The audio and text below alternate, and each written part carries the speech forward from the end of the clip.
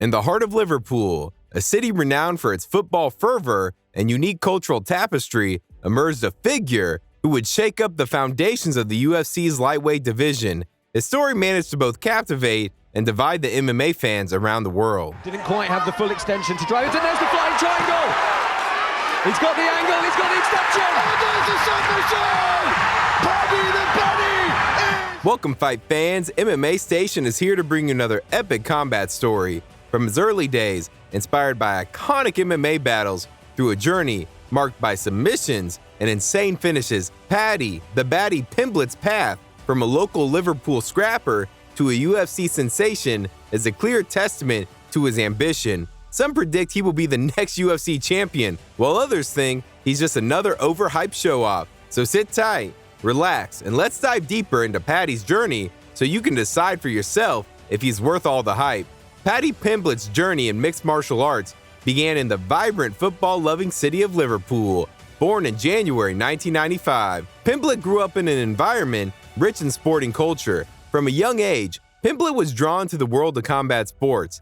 His interest in MMA was sparked at the age of 14 when he witnessed the iconic fight between Diego Sanchez and Clay Guida in 2009. This event left a strong impression on him, igniting a passion that would soon become his career path. Pimblett began his journey into mixed martial arts shortly thereafter, showing a natural talent for the sport. He started by training in various disciplines and quickly developed a foundation in Brazilian Jiu-Jitsu. By the age of 15, Pimblett was ready to test his skills in the amateur MMA circuit. He embarked on a crowded schedule, fighting a dozen times in just 15 months. These early amateur bouts were crucial in shaping Pimblett's fighting style and his approach to competition.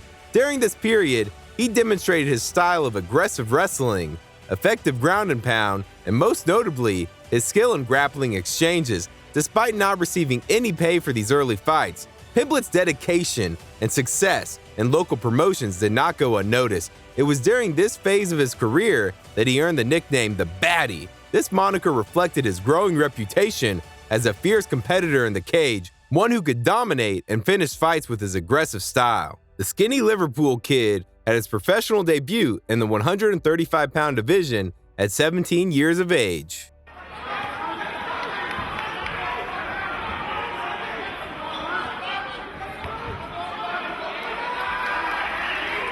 His opponent, Nathan Thompson, couldn't even last for 2 minutes, with the first exchange leading to a clinch. Baddy followed with a takedown and finished him with a quick technical knockout. In 2013, after winning 2 more professional fights, both with first-round finishes, Pimblett signed a contract with the British promotion Cage Warriors. On the 6th of July, his first match would follow, facing Florian Callan, a 2-0 professional fighter. Paddy the Baddy immediately started going for leg kicks, but also took the chance for a few clinches from where he would throw his opponent.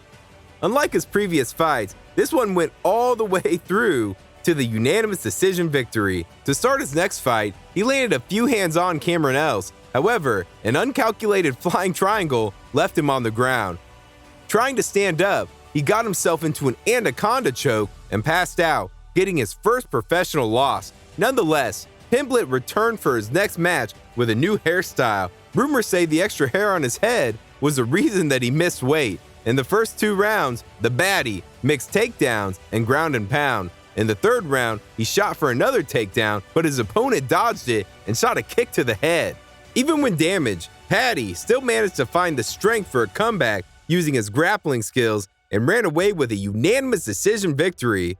For his next rematch against Conrad Hayes, Pimblett was still not used to his new haircut and was struggling with the weight division limits, causing him to miss weight once again. Starting the first round, Paddy connected with a high kick, causing his opponent to pin him to the fence. This allowed him to go for a triangle attack. Despite his opponent slamming him on the ground, Paddy had done his homework and held tight, finishing with an armbar. In 2014, this time making sure weight was not an issue, but still keeping his bowhead haircut, Paddy Pimblett moved up to the 145-pound division and faced his first featherweight professional opponent, a Brazilian Jiu-Jitsu black belt, Stephen Martin. In the first round, he found himself on the brink of defeat, but he proved his resilience once again. The Baddy managed to stand up Despite taking a few elbows to the head, finally getting a takedown, Pimblett caught his opponent opening up, striking a devastating elbow from the clinch, which caused the doctor to call off the match, leading to the 7th official win of the Brit. Next in line was the unbeaten French fighter, Kevin Paddy, a great all-around fighter with no clear weaknesses. This was one of Pimblett's really important early matches, as the FCC featherweight belt was on the line. At the beginning of the second round, Kevin struck a heavy right in Paddy's face. Despite falling down, he was not ready to give up yet. Shooting for his opponent's leg immediately, Paddy secured a takedown and just a minute later surprised the fans, forcing the Frenchman to tap from a rear naked choke and winning the FCC featherweight championship belt. 3 months after winning the title, Pimblett had his first and only defense against Miguel Hero. At first, the Spaniard was pressuring non-stop, but Paddy kept his distance and responded with a few kicks. Hero was having none of it and punched his way into a clinch, landing a left. He executed a successful throw, then he messed up, failing to take Paddy's back. Once on top, Pimblett took a few shots at Hero, forced him out, and while Hero was trying to escape, he took his back, locked a body triangle, and choked him. Following a 10-month break, Paddy, the Baddy, signed into another promotion, Cage Warriors, after winning a unanimous decision victory against the 30-win veteran Ashley Grimshaw in April and hitting another rear naked choke in his next 152-pound bout. Patrick Pimblett was ready to fight for another title. In the fight for the belt, he was to face Johnny Frachet, who won 10 of his last 12 fights. However, he stood no chance against Paddy Pimblett. A flying knee, followed by a series of punches, was enough to grant the Brit a technical knockout, making him the Cage Warriors featherweight champion. It's the new Cage Warriors featherweight champion of the world! Unbelievable! What a stunning knockout! Paddy also made sure to deliver on the mic. 2 months later, he had to defend his title against former UFC fighter Julian Erosa, who was 17-3 with a 90% finish rate. Right from the start, the Baddy tried to secure a quick win, jumping into an exchange. Then, as usual, he went for a takedown right by the book and secured the back, but couldn't find a submission. In the second round, he found himself in trouble. He managed to recover on the canvas and tried to tap Erosa in his guard. After an elbow to the head, Erosa willingly went to roll from an omoplata, letting Paddy get back on top. The next part of the fight consisted of many takedowns and mostly fighting on the ground. And a small mistake almost caused the Baddy to get KO'd by a flying knee, somehow managing to survive and keep the belt to Liverpool via decision. His next title defense would not prove as fortunate, as Nad Narimani seemed to outclass him in every part of the game, landing punches on the feet, securing takedowns, doing great on top, and almost submitting him. This marked the second loss in Pimblett's career. After a 10-month break, he entered the ring again against Alexis Savitas, submitting him in a spectacular flying triangle, which definitely marked him on the UFC's radar. His fight for the lightweight belt went badly, lost by a decision, but shortly after, he effortlessly beat Decky Dalton with a technical knockout, submitting David Martinez with easily taking the back and strangle afterward. Probably made Dana White invite Paddy, the Baddy, to the UFC. In 2021, at 26 years old, Patrick Pimblett got signed to the UFC with a 16-3 record. A willing scrapper by the name of Luigi Vendramini was his first opponent.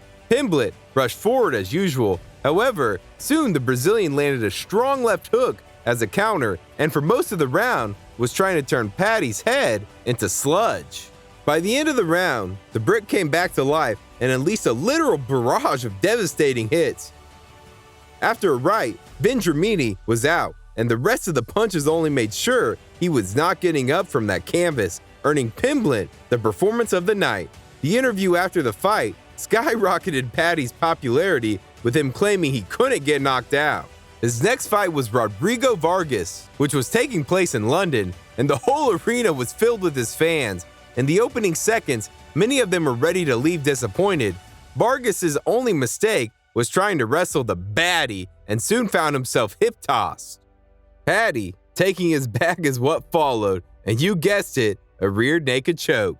Unwilling to watch from the sideline, Patrick competed in the next London event against the grappling monster Jordan Levitt with a 6-1 record with 6 submissions. 2 years prior, Levitt won the Knockout of the Year by slamming his opponent. For the crowd, Paddy was the main attraction and was greeted as such. Once the punches started flying, the American shot for the legs and initiated a clinch, then slammed Paddy with a takedown. In return, Pimblett almost locked in a guillotine and disengaged when he found the opportunity.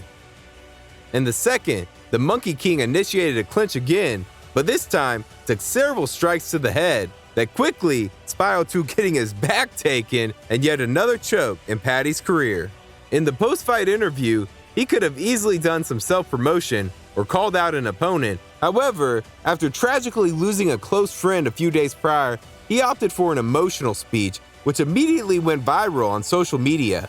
His next match against Jared Gordon was also one that left the fans on the edge of their seats, with Gordon blocking Paddy's shots and landing effective left hooks. Despite Paddy's late burst of strikes, Gordon ended round 1 on top after a successful takedown. 2 minutes to go in round 1.